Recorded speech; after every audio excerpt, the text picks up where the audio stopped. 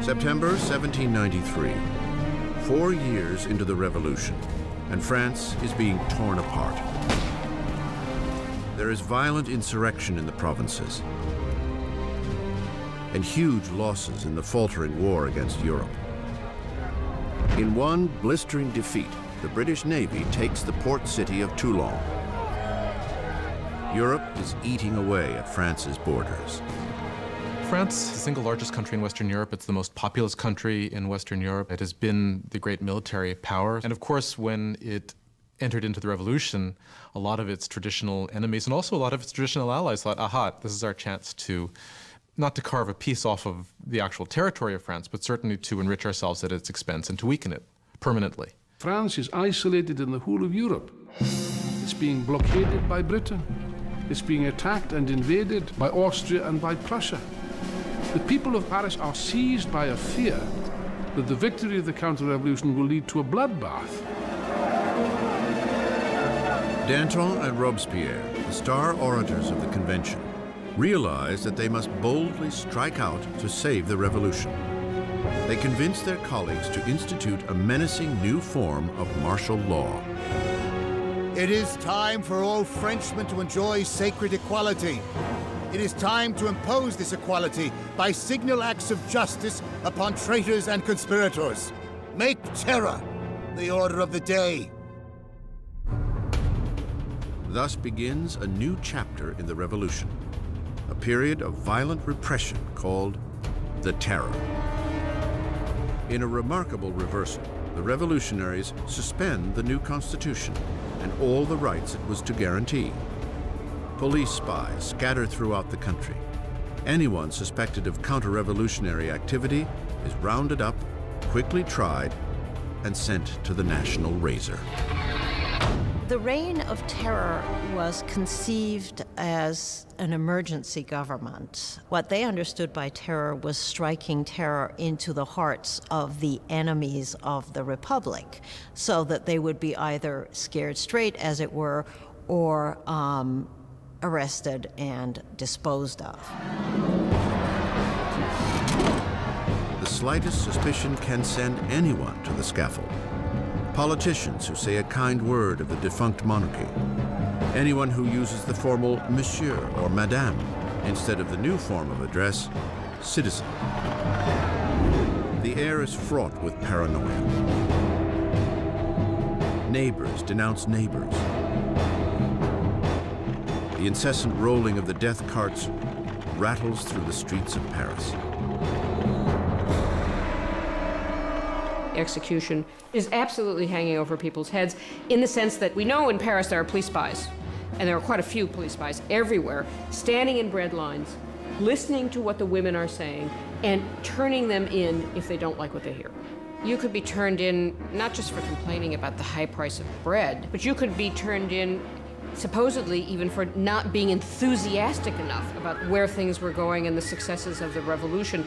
So just about anything that would stand out for commentary could get you into trouble. The convention sets up a revolutionary tribunal, expediting trials and executions with ruthless efficiency. To consolidate power, they form a 12-man council and call it the Committee of Public Safety. Ultimately, power had to be delegated to a smaller group, and that group became the Committee of Public Safety. Ultimately, it became 12 people who really ruled France as a kind of collective dictatorship. With his masterful words and revolutionary vision, Robespierre soon emerges as the committee's fiercest guiding voice. And that voice is calling for more blood. One of the paradoxes in Robespierre's political life is that he very early on is a passionate opponent of the death penalty. And of course, this is thrown back in his face later when he becomes an equally passionate proponent of terror and the guillotine. He never particularly responds to that except to say, well, times have changed. The revolution has hardened Robespierre. Once an impassioned supporter of a free press, he now reinstates censorship, a vestige of the old regime. And with the church already under attack, Robespierre stands idly by as one of the most radical revolutionaries. Jacques-René Hébert proposes a new agenda: de-Christianization. When the crisis of the war and internal rebellion is at its height, people begin to say the root of all the problem is priests, is religion. And what we've got to do, if we're ever going to be safe against the enemies of revolution, is destroy the power of the Catholic Church. Superstition, fanaticism, that's what religion's all about, and therefore what we have to do is stamp out this whole thing entirely. Streets carrying the word saint are renamed. Religious icons are destroyed and replaced with tributes to the new saint, Marat. The church came to seem simply the enemy to the radical revolutionaries. Churches and cathedrals are simply stripped of their altars. Stained glass is smashed, statues are smashed. The wealth of the churches is simply carted off. Of course, for European opinion, this was something even more shocking than the death of the king. Not even the Christian calendar is spared. Years are numbered no longer from the birth of Christ, but from September 1792, the overthrow of the monarchy. It is now year 1. Months are renamed according to the seasons. July becomes Thermidor, April, Floréal. Months are broken into 3 weeks of 10 days each. The revolutionary calendar was certainly designed as a kind of weapon against Christianity, against Christian belief. Of course, by having a 10-day week, you'd no longer have Sundays, so people wouldn't even know what day Sunday was anymore. That's what they hoped. The terror spreads across France.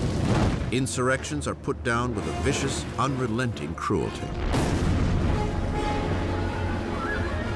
In the city of Lyon, where counter-revolutionaries are gaining ground, the Committee of Public Safety sets a brutal example. Hundreds of rebels are tied up, marched into fields, and mowed down en masse.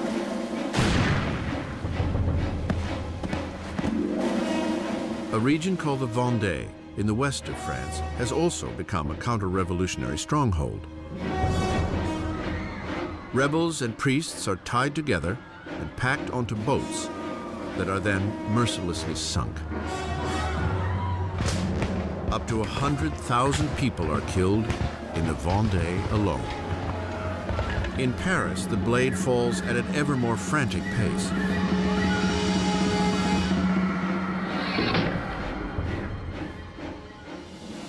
But the French armies are finally seeing victories on the frontier. Under a brilliant young commander named Napoleon Bonaparte, the French army sends the British Navy into a demoralizing retreat at Toulon. The revolution is on the rise. Robespierre is at the height of his power. He has taken on the enemies of the revolution and ensured its success through terror. For a time, the terror was very effective as a means of getting the country together, getting the government together, and fighting what was, after all, a war on several fronts. On the Eastern Front and on the Northern Front against external enemies, also a civil war in the Vendée, which was the bloodiest of all, also a civil war against the supporters of the Gironde and other revolutionaries who had turned against the government in Paris. The terror has achieved its goals, but it does not stop, and it will not stop until it devours the very man who unleashed it, Maximilien Robespierre.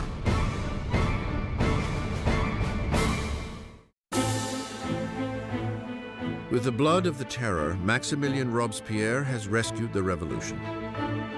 An invigorated army is repelling attacks at the border, and internal dissent has been all but crushed.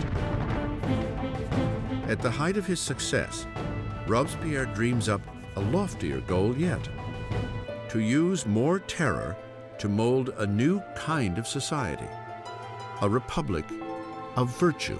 By virtue, he means civic virtue. It's an active principle for Robespierre. For example, you cannot be a virtuous citizen by simply obeying the laws and keeping your head down. You must actively be involved in the work of the state, and that includes for Robespierre destroying the enemies of the state. On February 5th, 1794, Robespierre gives a speech outlining his philosophy. Terror without virtue is disastrous. but virtue without terror is powerless. He associates terror with virtue. Terror at that moment becomes in his thinking an instrument by which you create virtue. But others disagree. For Danton, the revolution is heading down the wrong path. He and his followers, the Dantonists, believe it is time to bring the terror to a halt. It has served its purpose and is in danger of feeding the revolutionaries into their own fire. By the spring of 1794, things are beginning to go better. The food situation is no longer so bad, and the war effort is going better, and Danton is basically saying we need to get a new footing for the government. We need to move to a kind of normalization. Robespierre believes it's too soon. Danton will start organizing a group to argue that we should end the terror. Robespierre will see this as a direct threat to the government. He will not see it as just a difference of opinion about the direction of policy. He will see it as potential treason. And in Robespierre's Republic of Virtue, there is only one response to treason. The Dantonists are rounded up and quickly sentenced to death. Robespierre has sent thousands to the scaffold, but is uneasy with the blood of execution. He will not attend the beheadings of his former friends and allies. As he steps up to the blade, Danton shouts, "My only regret is that I'm going before that rat, Robespierre."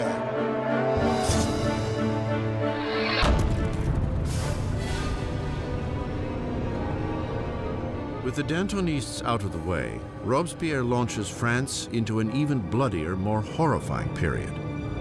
The Great Terror. The Great Terror is the name given to the last phase of the terror in the spring of 1794 into the summer of 1794. It's the period at which the tempo of executions really starts to increase, at which the atmosphere of paranoia, particularly in Paris, but really across the country, starts to increase exponentially. You can track the number of executions until it's up to almost 800 per month in Paris, towards the end even more. Paris's executioner is busier than ever. But on June 6, 1794, the roll of the carts comes to a halt. The guillotine hangs silent. Robespierre has declared a new religious holiday, the Festival of the Supreme Being. He wants to replace the old Catholic god with a new one, the Goddess of Reason. One thing about Robespierre is that he never supported these atheist policies. He believed that people needed a divinity to believe in. And he helped sponsor this cult that was called the Cult of the Supreme Being, with this extraordinary tableau in Paris in, I believe it was June of 1794, which had choirs of people dressed in white singing. You had this kind of papier-mâché mountain that was built in the center of Paris. And then at the critical moment of the ceremony, you had Robespierre himself sort of emerging on the top of this mountain, clad in a toga, and marching down. And I think at this moment, a lot of people felt, all right, who does he really think he is? Does he think he's God here? Does he think he's the king? As the Great Terror spirals on, Robespierre's colleagues see the Festival of the Supreme Being as his departure from the realm of reality. There are those who think that Robespierre really has reached so extreme and so unreasonable a position that he can't turn back, that his fanaticism has somehow overtaken him, and there are those who think he's just gone nuts. Once again, Robespierre's suspicions turn to those closest at hand. On June 27th, now the 9th of Thermidor, he appears before the convention and delivers a speech of threats. It is the last speech he will ever give. Robespierre makes a tactical error. He comes in and announces that he has a new list of enemies of the Republic, but he won't give the list. Therefore, everyone is afraid they might be on the list, and when he comes back the next day to give the list, he is arrested before he can speak. An unexpected chorus of voices shouts Robespierre down. He is stunned into silence. The deputies declare him an outlaw and immediately remove him from the convention. Robespierre and several of his associates are taken to City Hall, where they remain under watch for the night. Shots ring out in the early morning. Guards race to the second floor. they fling the doors open to a grisly scene. One of Robespierre's allies has thrown himself from the window. Another has taken a pistol to his head. And Robespierre is found semi-conscious with a bullet wound to the face, his jaw shattered from an apparent suicide attempt. Robespierre spends his last hours on the table of the Committee of Public Safety, in the very room where he had piloted the Terror to its hideously bloody peak. As he is ridiculed and insulted by his former colleagues, Robespierre is unable to respond. The Grand Master of Oratory has been silenced. In the Conciergerie, where the last Queen of France had preceded him, Robespierre is prepared for the national razor. His cellmate, the revolutionary Saint-Just, points to a painting of the rights of man and declares, "At least we did that." Robespierre had spearheaded a revolution and changed the face of France. He had reordered society and engineered a bloody and tyrannical system to ensure its success. But he was destined to be one of its final victims. It turns out that there is a great deal of enthusiasm for ending the terror. Nobody can figure out how to do it. And what turns out to be the case is that the only thing that will end the terror, and apparently the only thing they can all agree upon, is the fall of Robespierre. On July 27, 1794, the guillotine comes down on the incorruptible. And the last blood of the terror is shed.